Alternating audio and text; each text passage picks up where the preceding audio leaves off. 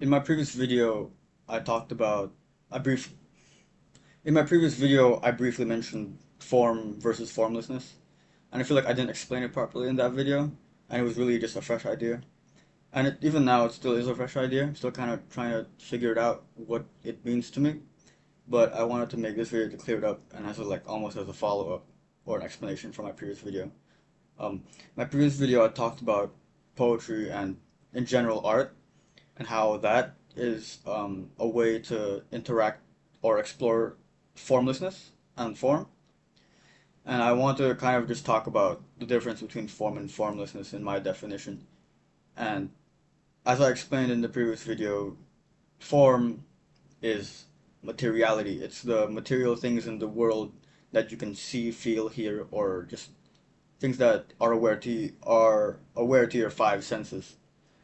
And if I say a chair and you imagine a chair, or rather if I say a chair and there is a physical chair, like the chair I'm sitting on right now, that's the form of a chair.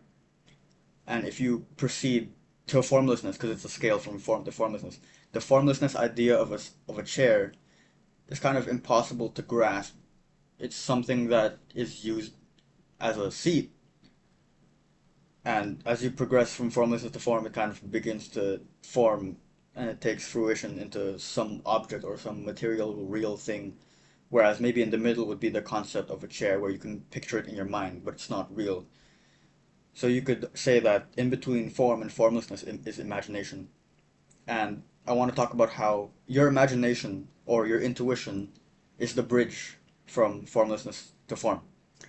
And a way that I can talk about this in a way that's more understandable is using the word abstraction, where formlessness to form or form to formlessness is just increasing in abstraction.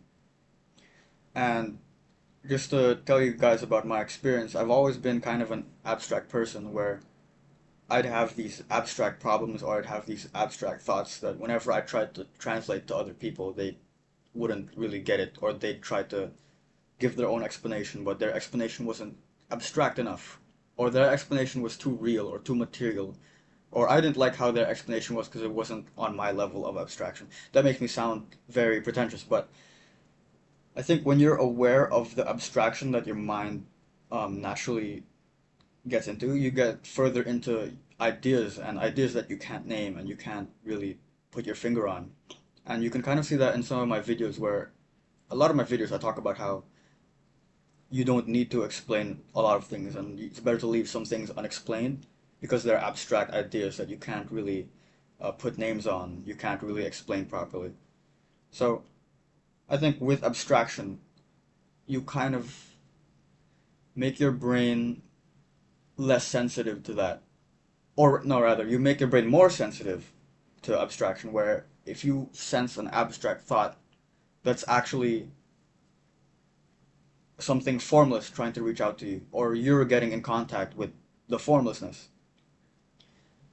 And I think of forms and formlessness as almost like a ladder that you climb, where when you reach formlessness, it's just something that you can't even comprehend, and it's just there. And I'm having I'm struggling trying to explain it right now, and that's a good enough explanation for what it is because I can't even explain it. Um, I think using imagination as a gateway into abstraction is something that a lot of people normally do, but they might not be conscious of. Say I have a problem and I'm trying to analyze the problem, but some random explanation kind of pops into my head. Rather than disregarding that, I think what that could be, that is a signal from a higher truth that's trying to talk to you, which is formlessness. You could also think of formlessness as like some kind of higher truth, some divine truth that comes from up there, if we use that symbolism. I think that the more you venture into that part of your mind that's more abstract, you kind of just feel whole, and I think that's what leads to more discoveries. I think, on the contrary, if you completely avoid abstraction and you only think about rational and practical thoughts, I think, yeah, you're it's simpler and it's more easy to understand, but for someone with an abstract or creative or just far-thinking, weird mind, it's kind of feels rigid. And for me, when I try to do that, I think I feel more constricted by my own thoughts, and it feels like I'm not allowed to think of weird things. I'm not allowed to make abstractions and deviate from what normally is. And I touched upon this in one of my videos called Rationality versus Intuition, where that's kind of a shy version of what I'm having right now, a shy version of this idea. Whereas being rational, trying to explain things, is form, whereas intuition is formlessness. And the truth of it is, if I were to explain that, I would say that intuition is the formlessness trying to communicate to you. Or intuition are messages. Intuition is just a message that is formless, that you know to be true, but you can't explain. I think this idea also supports a premonition I had, or rather, a theory that I had, or a way of thinking that I had, wherein our world is full of polarities, and our world is full of polar opposites, which you can see in form and formlessness, which could be the North and South Pole, night and day, and in formless ideas, you could see rationality and intuition, form and formlessness, masculine and feminine, unconscious and conscious. It's like, and I'm trying to think about if we do live in a world of polar opposites, and our world is polar and it's full of polarities, then would it be best to stay to one side, or would it be best to find a balance in the middle? Like, is there a middle ground between conscious and unconsciousness where there's some kind of euphoric feeling to it? Or is the goal to go from conscious to unconscious? Is the goal to go from form to formlessness? And honestly, I can't even grasp that idea. I'm not even going to talk about it because that's a waste of time. I really don't have any thoughts on that yet. It's something I've not explored yet.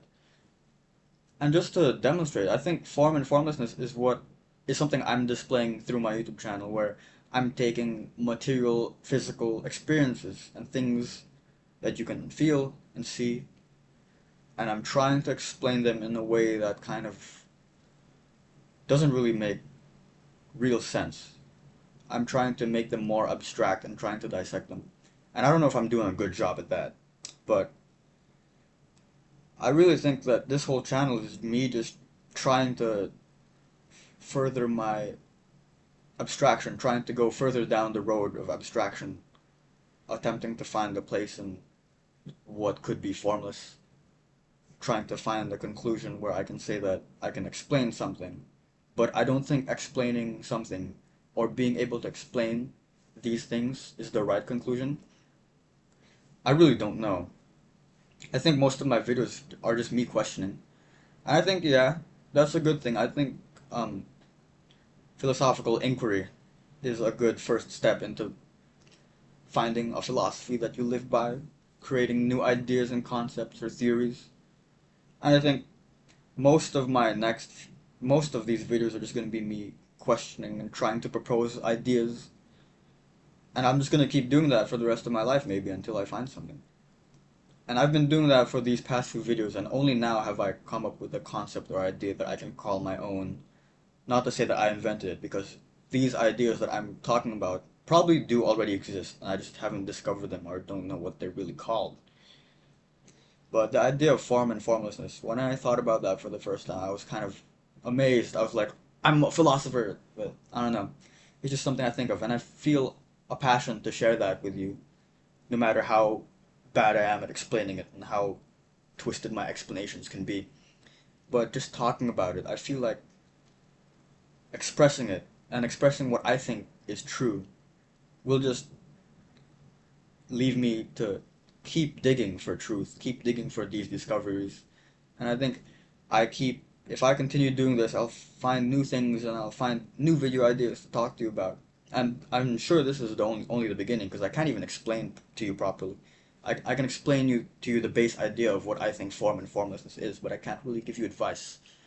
I can't really give you the finer details of it. And I'm going to end the video here because I don't want to waste your time trying to do that, because I know that I can't do that right now. And I think initially introducing that idea right now while it's still fresh in my mind is something I should do, and that's something I hope I did in this video. And I know a lot of people probably clicked off, but it's a new idea, and I'll spend a lot of time trying to sculpt that idea and trying to refine it. But I know that I'm on the brink of discovering something, I feel like, or I'm beginning to find something that I don't think that I never thought I was capable of finding. And yeah, well, I'll just keep documenting these thoughts in my YouTube. So maybe I'll talk about something else in the next video. And I'll see you then.